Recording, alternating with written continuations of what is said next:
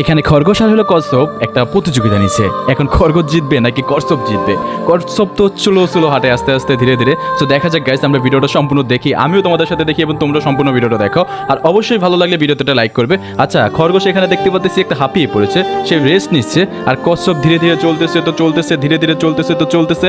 So দেখা যাক guys, last পর্যায়ে গিয়ে আসলে কি হয়, খরগোশ জিতবে নাকি কচ্ছপ জিতবে? খরগোশ তো ঘুমিয়ে পড়েছে ভাই দেখা যাচ্ছে, আর কচ্ছপ তো এখনো এগিয়ে চলছে। আচ্ছা, ছোটবেলায় পড়েছিলে না তোমরা যে খরগোশ আর কচ্ছপের যে গল্পটা, সেম ওই গল্পটা এখানে তারা ট্রাই করতেছে। খরগোশ যখন জেগে যায় ঠিক তখন আবার একটু দৌড়ে ফেলে এবং আবার খরগোশ ঘুমিয়ে যায়। বাট কচ্ছপ সে ঘুমায় না, সে ধীরে ধীরে চলতে থাকে। কিন্তু খরগোশ এবার তো একবারই ঘুমিয়ে গেছে, কিন্তু কচ্ছপ এখনো চলতেছে। আমি জানি তোমরা এই ভাই এখন তো দেখা যায় কচ্ছপ জিতে গেল। সো গাইস, এইটাই, তখন তুমি জীবনের পথে চলবে অথবা এগিয়ে যাওয়ার চেষ্টা করবে, তখন তোমাকে ধীরে ধীরে চলতে হবে। তুমি যদি মাঝপথে হাঁপিয়ে যাও অথবা একটু ক্লান্ত হয়ে যাও তাহলে কি তুমি হেরে যাবে। সো এই ভিডিওটা দেখার জন্য তোমাকে অবশ্যই ভিডিওতে লাইক, মানে এরকম ইন্টারেস্টিং ভিডিও দেখার জন্য অবশ্যই আমার এই চ্যানেলটি সাবস্ক্রাইব করে রাখো, কাজে দিবে।